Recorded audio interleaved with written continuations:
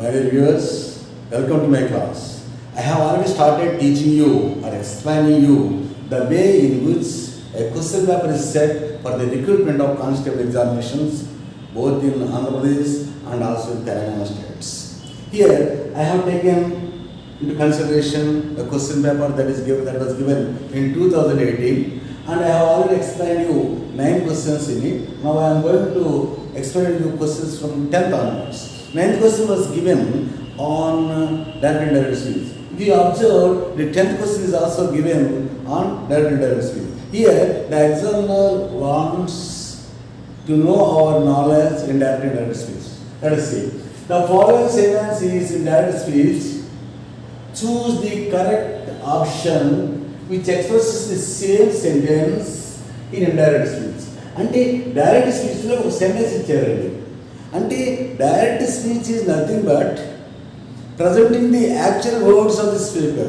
Indirect speech is nothing but changing the speaker's words into consideration and spell or rewrite without changing the meaning or the content of the speaker's words. To చూసినట్లయితే sentence the spectators said.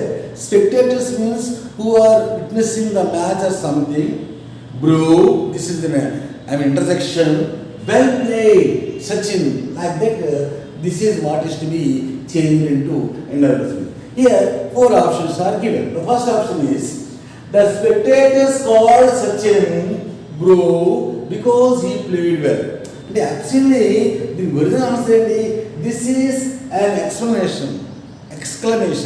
Here bro is the word which is used to express the sudden feeling or happy feeling of the speaker concerned. Here, this bro here it means to say that applauded. Applauded means praising somebody when they are doing something great, particularly in games. Suppose his answer is the spectators applauded Sachin by saying that he had played well. He had played well. Okay. Here we have to see this. The spectators called Sachin bro because he had played well. This is the wrong. Why? Because whatever the interjection that is used by the speaker should not be repeated, and at the same time it is given he did not call Sachin. That's why the first option is wrong, because they applauded Sachin, they did not call him. Second, the spectators said that Sachin has played well because it is past tense. Why? Because the spectators said, as long as the reporting verb is past tense, the reported clause should also be in past tense. That's why Sachin has played. This is given in present perfect. That's why this is also wrong. Next, the spectators encouraged Sachin. He encouraged Sachin, saying that he had played well.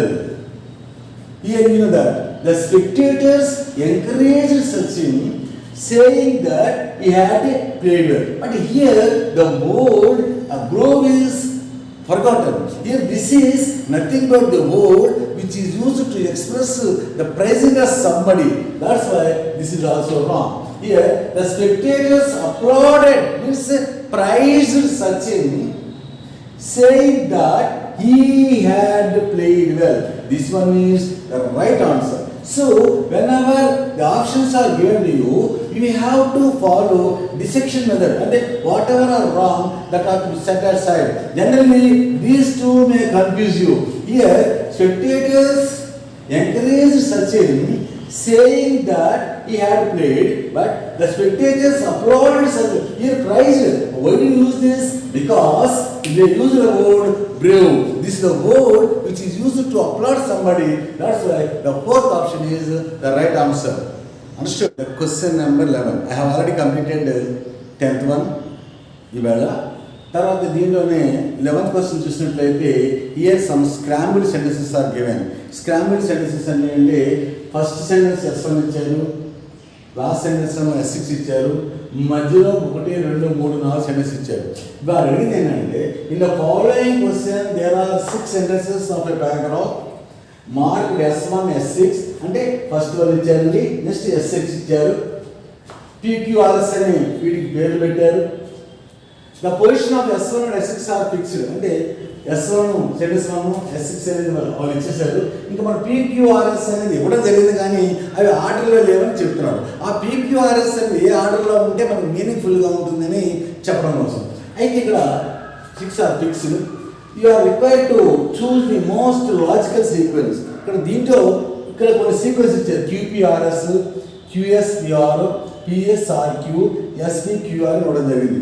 వీటిలో ఏది లాజిక్గా ఉంటుంది, ఏది most సూటబుల్గా ఉంటుందని చూద్దాం. చూసినట్లయితే first programmes contain homely but universal truths. అంటే ఎప్పుడు మన హోమ్లీ గాను యూనివర్సల్ ట్రూత్స్ గాను మిగులుతాయి. ఓకే, తర్వాత ఏం చేయాలంటే సమ్ ఆఫ్ దెమ్ అంటే కొన్ని అన్నాడు, అంటే అన్నీ కాదు. కాబట్టి ఈ P అనేది ఇక్కడ సూటబుల్ కాదు. Naturally they are translatable. ఇంకా దీని సెకండ్ సెంటెన్స్ జాగ్రత్తగా చూస్తే many of them had they birth in folk literature. దీనికి ఫస్ట్ ర్యాంక్ అండి. తర్వాత నెక్స్ట్ చూస్తే అంటే మెనీ ఆఫ్ దెమ్, తర్వాత మెనీ ఆఫ్ దెమ్ వచ్చింది some of them. Many of them had they birth in folk dance. Many of them అయిపోయిన తర్వాత some of them point out the complexities of situations in life. అంటే వీటిలో కొన్ని మన జీవితంలో practicable కాదు. అంటే సామెత చెప్పుకోవడం బాగుంటాయి. అంటే ఇక్కడ ఇన్ప్రాక్టికబుల్ అంటే సమ్టైమ్స్ మీకు బోర్డ్ మీనింగ్ తెలియకపోయినప్పుడు కూడా కాంటెక్స్చువల్గా దాని మీనింగ్ అర్థం చేసుకోవాలి. అంటే that cannot be practicable of situations in life. That's why you can go for second time. బాగానే ఉందండి. ఇంకా మిగతా చూసినట్లయితే చూడండి, ఇక్కడ చూస్తే naturally they are translatable from one language to the another. This is third rank ఇచ్చుకోండి. Therefore, their appeal is direct to anyone. Already మనకి అయిపోయింది కాబట్టి ఫోర్త్ వన్. ఇప్పుడు they are very every man's philosophy. అంటే ఇప్పుడు ఇలా వేసుకున్న తర్వాత అంటే నాకు చాలా ఇచ్చారండి. దీంట్లో పెట్టి చూడండి, ఇది చూడండి. ఇలా చూసేటప్పుడు ఎక్కడో మనకి ఆ సెన్స్ మిస్ అవుతాం. కాబట్టి ఏంటంటే ఈ ఎగ్జామ్స్లో ఇది రాయాలన్నట్లయితే దీనికి ఈ ఆల్టర్నేటివ్ చూసుకోవడానికి ఒక కీ ఉంటుంది. అంటే దేని తర్వాత దేని తీసుకోవాలి, లేదా సబ్జెక్ట్ ఎలా తీసుకోవాలి అనే కీ మీకు ఒక స్పెషల్ క్లాస్లో చెప్పడం జరుగుతుంది. Next I'm going to teach you the 12th question. Actually one more question is given on passive voice. Previously one question is given. Now it is another question. Choose the correct option which expresses the following sentence in passive. Actually, do you invite others? మీకు questions చెప్పేటప్పుడు I invite him, I don't invite him, do you invite him, don't you invite him, like that I have taught you every questions in grammar. Particularly do you invite him others అంటే ఇక్కడ మీకు do చూడగానే there are 3 D forms. అంటే you can easily identify that the sentence given here is in simple present tense. Why? Because do plus invite becomes invite only. అంటే you invite others అని అర్థం. కాబట్టి do you invite అనేటప్పుడు do అనేది simple present tense కాబట్టి there are 3 D forms which are helpful to am, is, are అనేది. ఇక్కడ you అనేది సెకండ్ పర్సన్ కాబట్టి or others invited by you is correct. అంటే ఈ సెంటెన్స్ ఎట్లా రాయాలి?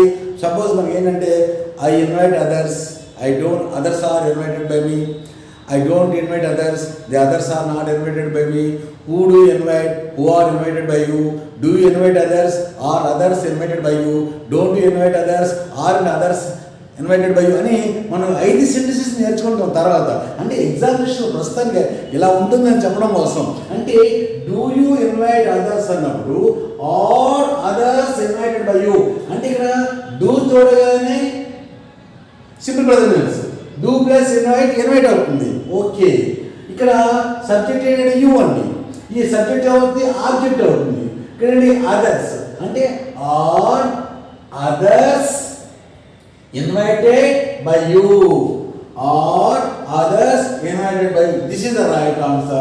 The others are being ఉండగానే కండిషన్స్ అవుతుంది, ఇక్కడ వర్న్ ఉండగానే పాస్ట్ టెన్స్ అవుతుంది. హ్యావ్ అదర్స్ అంటే ఇది సెంటెన్స్ కన్స్ట్రక్షన్ లేదు. 2 second third fourth or wrong, you have to go for this. అంటే ఇది చెయ్యాలి అంటే టెన్స్ మీద వాయిస్ కంటెంట్ మీద కంపల్సరీగా మనకి కమాండ్ ఉండి తీరాలి, otherwise you can't do it. Okay, now I am going to teach you 13th question.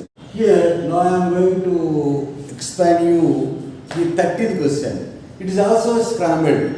Actually 12th question is on active voice and passive voice.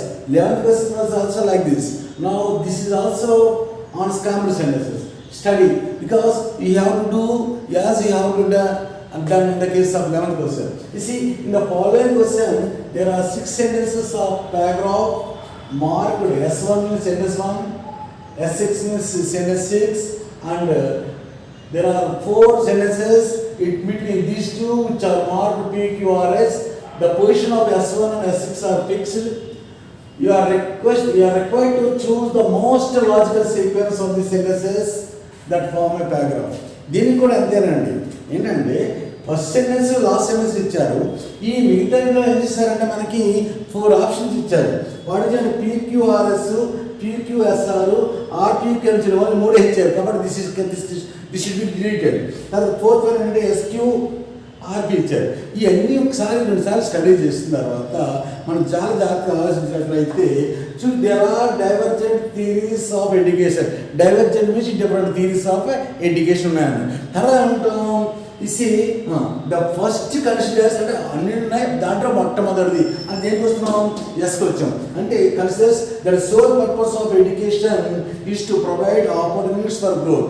అంటే మొట్టమొదటిది ఏంటి, ఎడ్యుకేషన్ యొక్క ముఖ్య ఉద్దేశం వాళ్ళలో పెరుగుదల కావాలి. పెరుగుదల అంటే నాలెడ్జ్ కానివ్వండి, విజ్డమ్ కానివ్వండి, లేకపోతే ఏదైనా ఆర్థికంగా కానివ్వండి, ఏ రకంగా వాళ్ళు పెరుగుదల ఉండాలి. అంతే ఎస్ అనేది మనకు ఫస్ట్ వచ్చింది.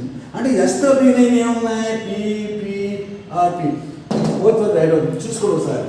తర్వాత ఏం వెళ్తాం, yes again some believe that right proportion of all the theories should go into every system. కరెక్టే, కానీ వాడి దాంతోపాటు అన్ని సిస్టమ్స్ ఒక ప్రపోర్షనల్గా వెళ్ళాలి. అంటే వాళ్ళు కావాల్సినటువంటి గుణాలు ఏమున్నాయి, నాలెడ్జ్ ఎలా ఉంది, విజ్డమ్ ఎలా ఉంది, అన్ని ప్రపోర్షనల్గా ఉండాలని మనకి ఏ సెంటెన్స్ చెప్పింది, క్యూ చెప్పింది. ఓకే, నెక్స్ట్ ఆర్ చూసినట్లయితే ద అదర్ వర్డ్స్ దట్ కొంతమంది ఏం చెప్తున్నారు, మిగతా ఏం చెప్తున్నాయి అంటే ఫస్ట్ ఇది తర్వాత అది that the purpose of education to impart culture. Impart అంటే ప్రొవైడ్, వాళ్ళు కల్చర్ ప్రొవైడ్ చేయాలని ఒక సెంటెన్స్ చెప్తుంది. తర్వాత పీకి వచ్చినట్లయితే there is still another words that, ఇంకా ఈరోజు కూడా ఇంకేముందంటే education has to be consider rather in relation to community than to the other. అంటే ఏంటంటే ఈ కమ్యూనిటీ కంటే మిగతా విషయాల మీద ఎక్కువ ఇంపార్టెన్స్ ఇవ్వాలి అనేటువంటి సీక్వెన్స్ ఉంటుంది. ఏమీ లేదండి, ఇవన్నీ నేర్చుకుంటే కేవలం మోడల్ చెప్తున్నాను, ఇవన్నీ ఎలా చేయాలి, ఏం చేయాలి, దాని కీ పాయింట్స్ చేయాలి మళ్ళీ 1 by 1 చెప్పడం జరుగుతుంది. And here I have explain 13 points explain చేశాను. అంటే there are 7 more questions which will be completed in the following. అంటే మనకి ఈ యొక్క ఎక్స్ప్లెయిన్ చేసేటువంటి ముఖ్య ఉద్దేశం ఏంటంటే ఏం ఐటమ్స్ ఉన్నాయి, మనం ఏ ఐటమ్స్ మీద కాన్సన్ట్రేట్ చేయాలి అనేది, కానీ కేవలం ఏ క్వశ్చన్స్ వస్తాయని మాత్రం కాదు. ఇది కేవలం కానిస్టేబుల్ ఎగ్జామినేషన్కే కాదు, ఎస్ఐ ఎగ్జామ్స్కే మోడల్ ఉంటుంది. ఏ ఎగ్జామినేషన్స్ అయినా అన్ని ఏరియాస్ చెక్ చేస్తారు. కాకపోతే ఆ యొక్క క్యాడర్ని బట్టి పేపర్ స్టాండర్డ్ యొక్క స్ట్రెంత్ ఉంటుంది. కాకపోతే items are same, all parts of speech కానివ్వండి, టెన్సెస్ కానివ్వండి, active voice, passive voice, degrees of comparison, direct indirect, influence అన్నీ టచ్ చేస్తారు. కాకపోతే ఒకసారి ఎగ్జామినేషన్ పేపర్ చూస్తే ఈ ప్రిపేర్ అవ్వాలని ఐడియా రావడం కోసం ఎక్స్ప్లెయిన్ చేస్తున్నాను. If you are interested, subscribing channel, share it and like it.